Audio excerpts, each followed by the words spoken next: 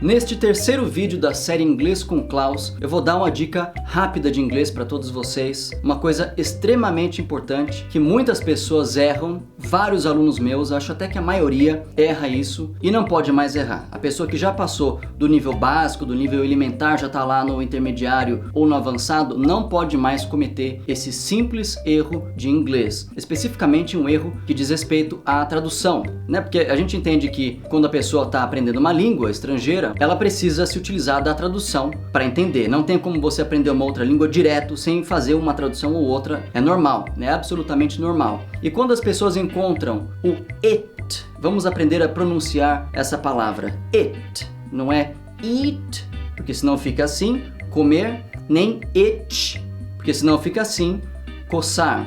It. Quando as pessoas traduzem o it, que é um pronome pessoal, elas tendem a traduzir como se fosse isso, isto, às vezes até traduzem como aquilo, e isso simplesmente não procede na maioria absoluta dos casos. Eu diria que em apenas alguns casos específicos você pode traduzir o it como isso ou isto. Na maioria das vezes, o it significa ele ou ela. E você vai me perguntar, muito astutamente, mas ele não é he e ela não é she?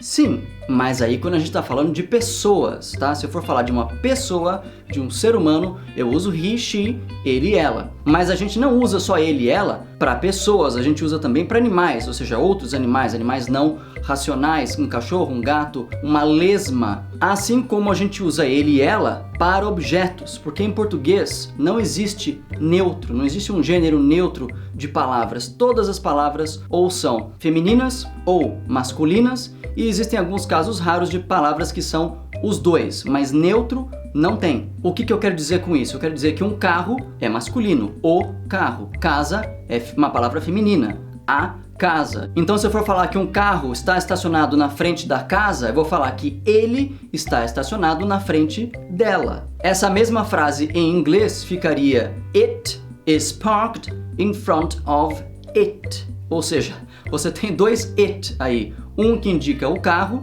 que pra gente é masculino, e outro que indica a casa, que pra gente é feminino. Para eles, para os falantes nativos de inglês, não faz diferença, porque em inglês não tem gênero de palavras. Substantivos não são masculinos ou femininos. Não existe o e a, ou os, as, em inglês. É tudo the.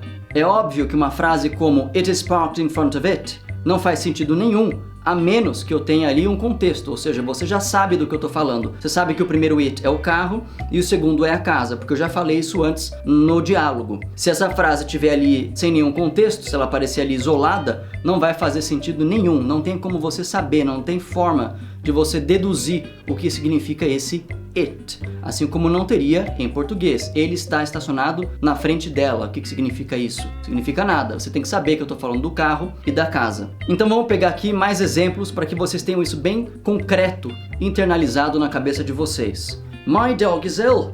It's puking all the time. Ou seja, meu cachorro está doente.